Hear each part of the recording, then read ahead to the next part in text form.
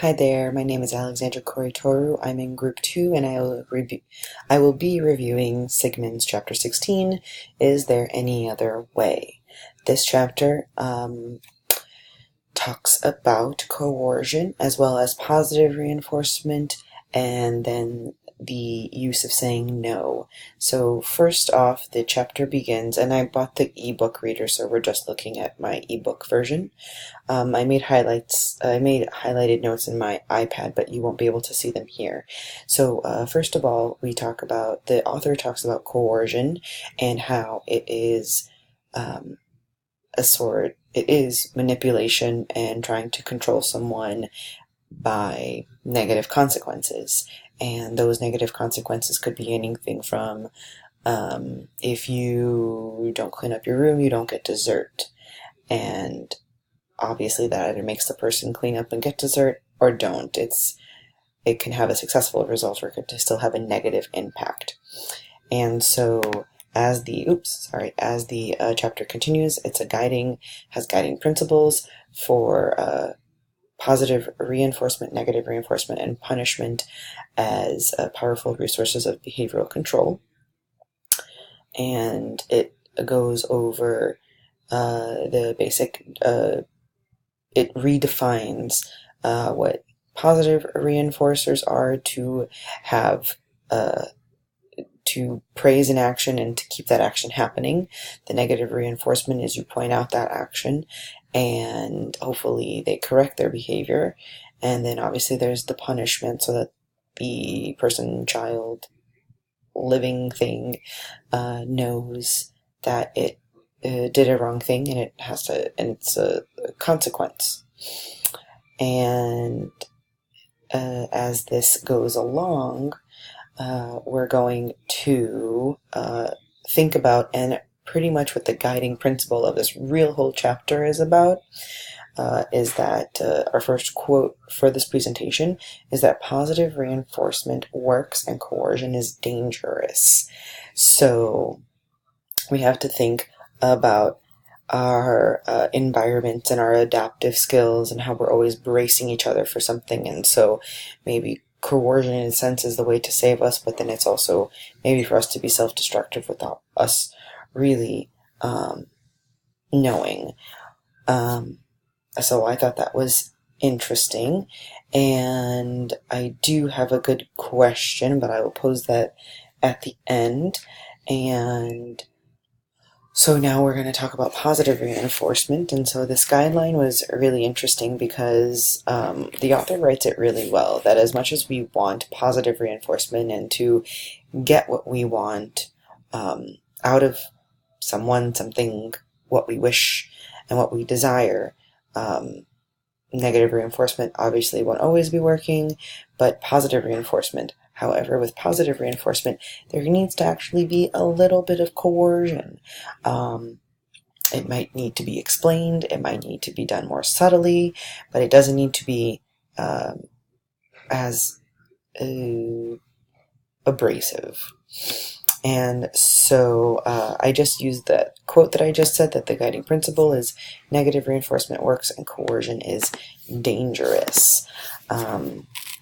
And then the chapter gives a lot of examples of positive reinforcement and how an owner used it, an owner of a company used it, and he saw decreases in turnover, increases in their productivity, in the environment, even people coming into work late. They just were coming in on time. They really liked their environment. So it was all just great and positive. And the chapter just continues on being nice to others and being nice to ourselves. Here on saying no, we are just first of all, the author describes no as something that is usually not explained. It comes with a bad connotation. Obviously, terms like stop, don't, danger, forbid, prohibit, nip in the butt is taboo. Are things that associate with the word no, but also when you mostly hear the word no, you hear it in anger and yelling and screaming to prevent someone from like a shock of like, oh my gosh, okay, clearly that's not good. I work with children, so I actually say the word no a lot. I do not say it in the way that the book describes of being vicious and angry and screaming. I do it the other way that the chapter explains. I do it in a way that convinces the children to try something else. So if they're doing some activity and I have 6 children at a table and the table can only fit 6 children, I can say no, and then I can easily just walk away. However, my teaching style is to explain to the child why no and what else we can do and redirect them, and then when the table opens up, we can go to that area. So I really liked the way that this chapter kind of validated my teaching skills. Yay! So it's not just about saying no, especially when dealing with children. You have to teach them that it's no and then why, so that they can also work out these problem-solving skills later on. And so that was really just what the chapter was about. And I really liked the way, the end of the chapter. And I really liked the way that this chapter was written, and I really liked the way it was explained. I got a kick out of it. I can't wait to do another one. So I think, not I think, but my question, as I'm trying to calculate how I'm going to say this, is coercion. Of course, we don't need a lot of it. It doesn't need to be strong and abrasive to be effective. However, sometimes we could be coercive to ourselves. I sometimes have a hard time practicing what I preach to the children of having patience, waiting your turn, and not that I'm a very aggressive person, but sometimes I just get carried away or I'm busy, and I can drive really fast and honk at someone on the road, and I'm just kind of projecting and being very dangerous to someone else.